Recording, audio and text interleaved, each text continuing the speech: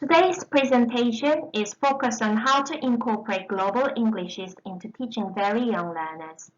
It is particularly challenging to reflect the diversity, variability, and ideologies of English as a lingua franca into teaching very young learners who have just begun to learn English in the public education system.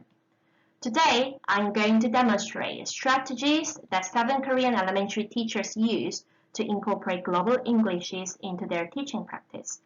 Drawing on my PhD research data, this presentation aims to provide a practical insight for the teachers of very young learners or teachers who teach students with very limited language proficiency. In this presentation, I will briefly introduce the concept of global Englishes. Then I discuss several principles of global Englishes language teaching and the current gap in the theory and practice. Next, I introduce my research participants and the Global Englishes Teacher Development Program that I implemented as part of my research project. Then I introduce 3 strategies that the research participants use to incorporate diversity, hybridity, and ideology of English as a global lingua franca into teaching very young learners who have just begun to learn English.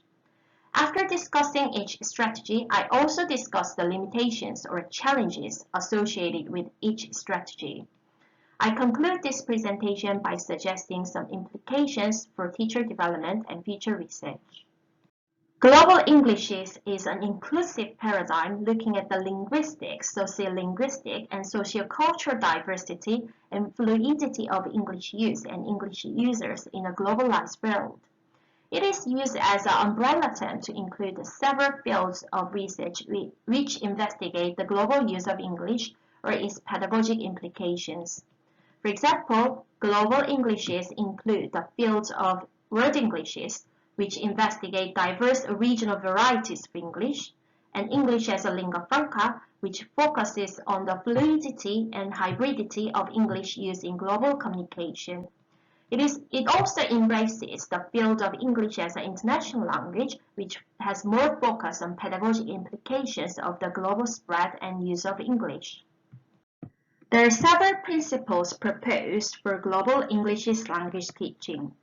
To mention a few, teachers can focus on helping students enhance intelligibility of their speech rather than demand students for mastery of standard English.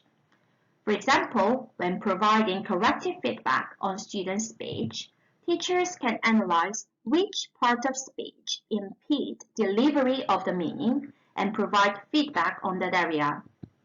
Even if students' speech do not sound like standard English, teachers do not need to ask students to work on that area as long as it does not impede the delivery of the meaning. Second, teachers need to spend more time on cultivating students' communication strategies.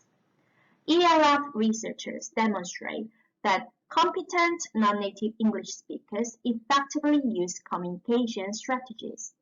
So teachers can explicitly teach how to effectively paraphrase or signal non-understanding in global communication. Third, teachers can introduce more diverse varieties of English in the classroom, and this could be based on local context. For example, teachers can choose a list of varieties of English that they think would be valuable to expose students to. Teachers can also use video clips of conversation among non-native speakers. Fourth, teachers can try to empower students to recognize themselves as legitimate speakers of English. World Englishes demonstrate that today English belongs to all members of the global community rather than a certain privileged groups of native speakers. Therefore, teachers can help students to feel confident about their local variety of English. Although concrete proposals were made for what global Englishes language teaching look like, there has been still lack of guidance that teachers can refer to when planning lessons.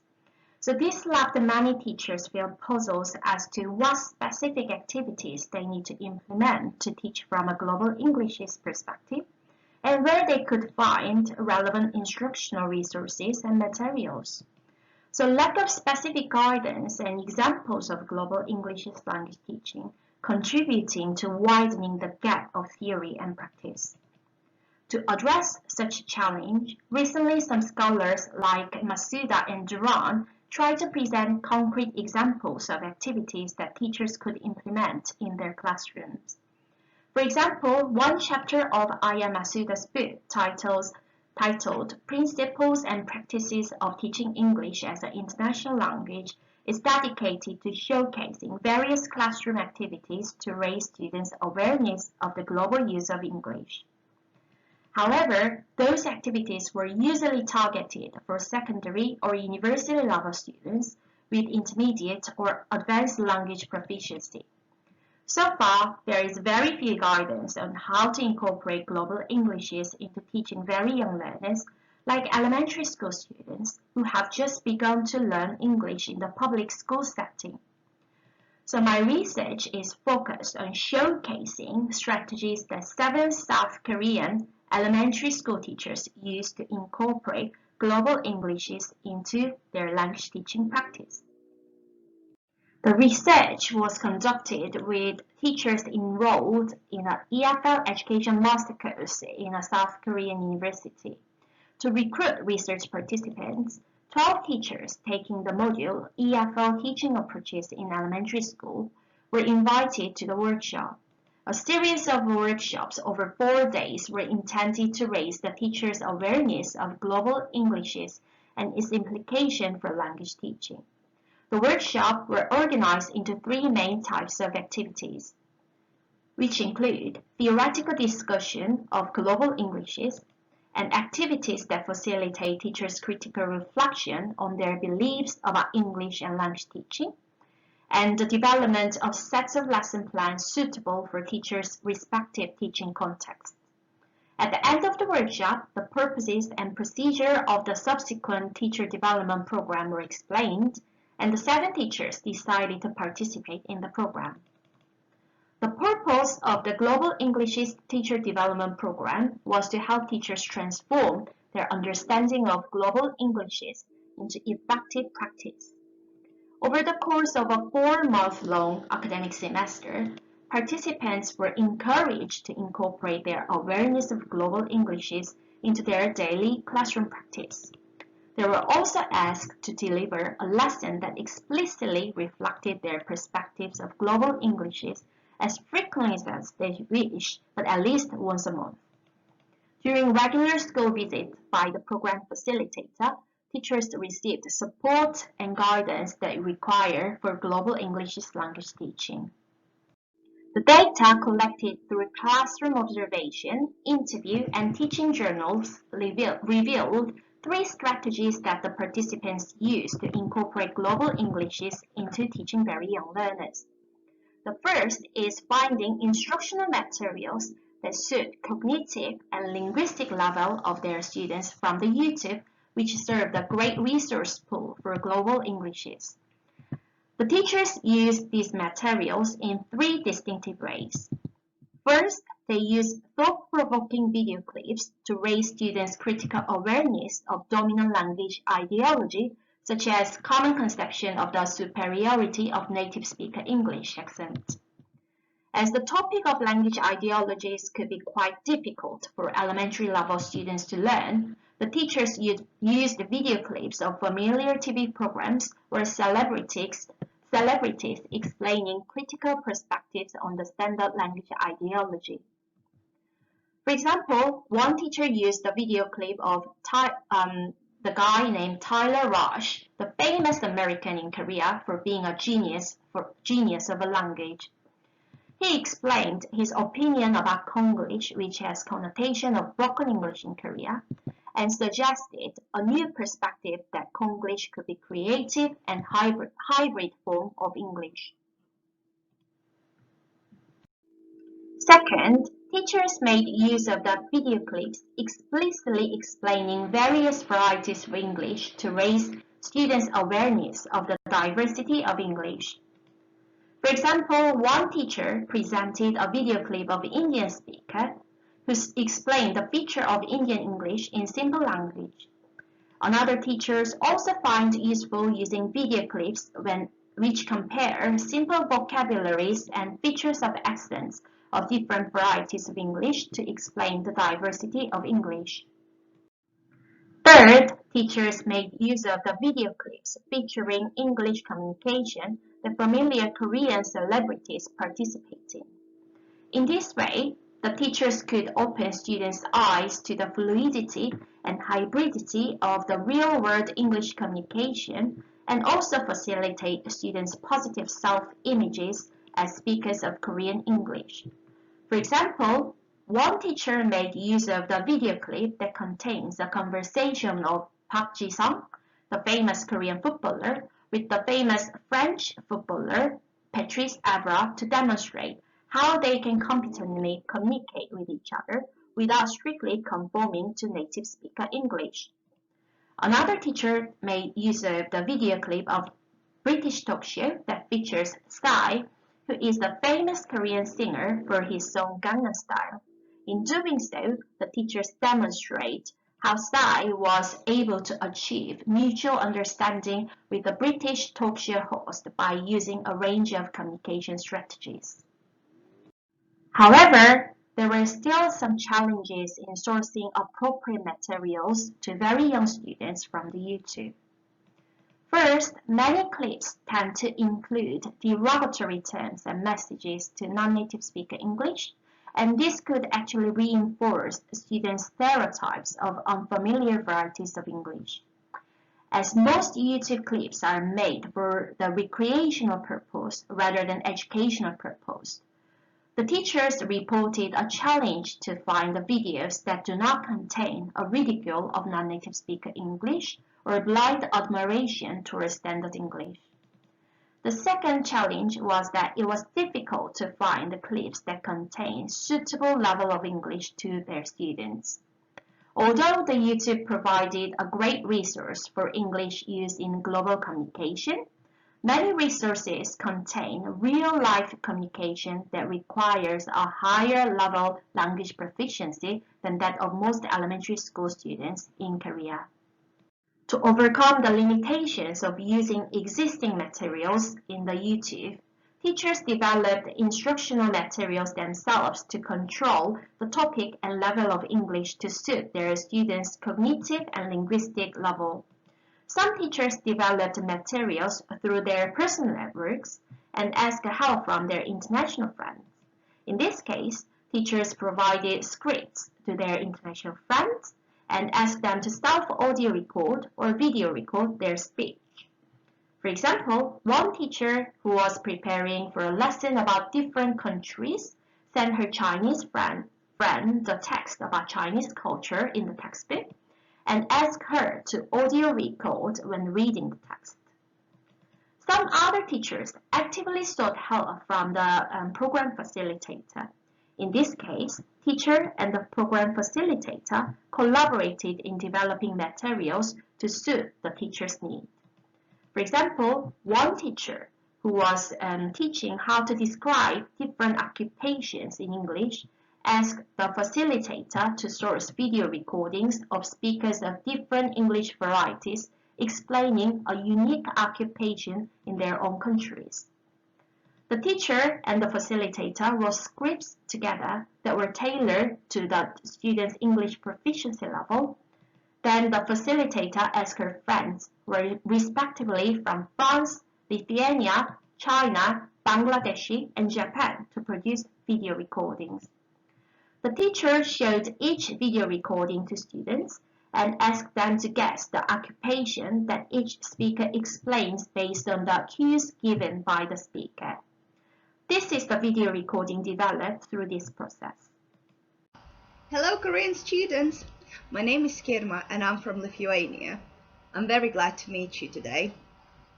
I wanted to introduce an interesting job in Lithuania. It is a folk dancer. In Lithuania we have a dance festival. Folk dancers wear traditional costumes and wooden shoes. They can dance very, very well. Folk dancing is our beautiful traditional culture. Do you have folk dancers in Korea too? Or do you have any other special jobs in Korea? Can you please introduce them to me?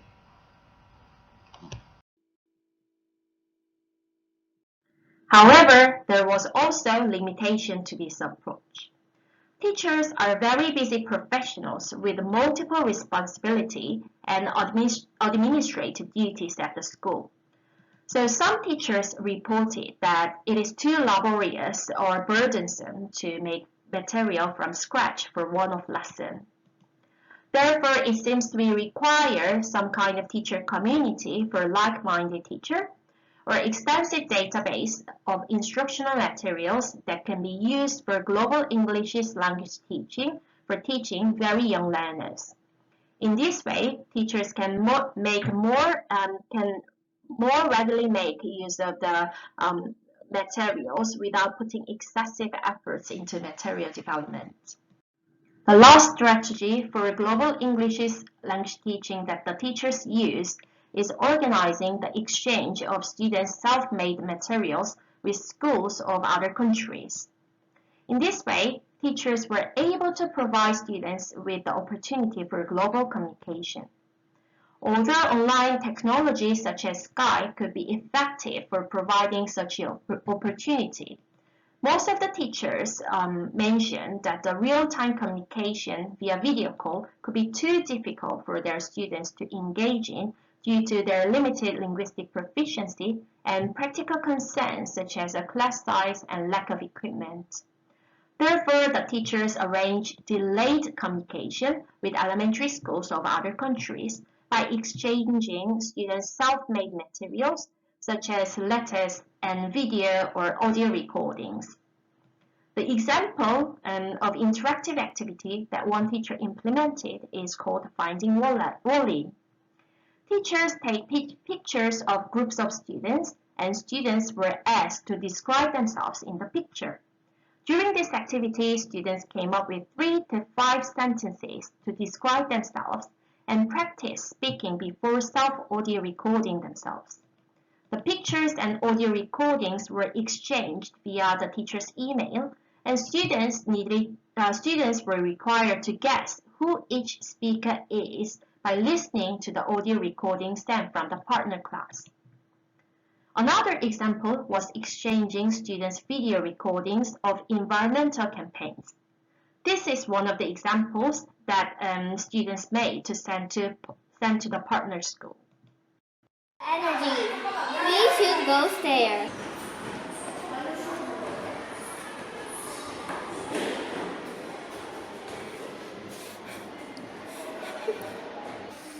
We should save the water. We should save the energy.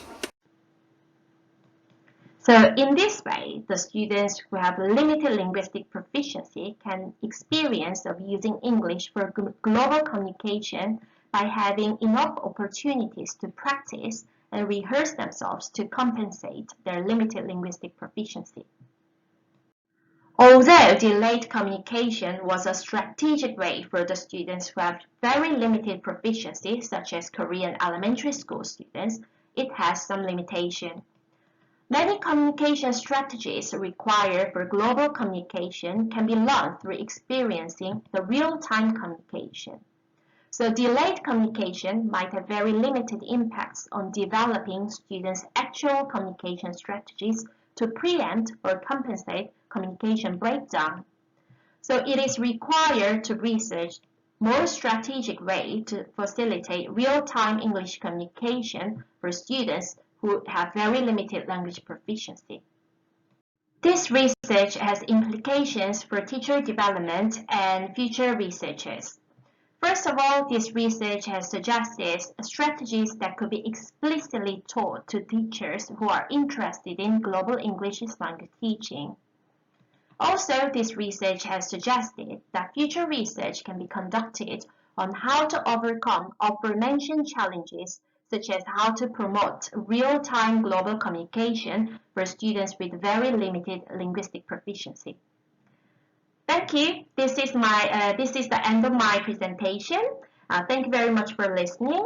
And if you have any questions regarding my presentation or my research, please feel free to contact me. Thank you.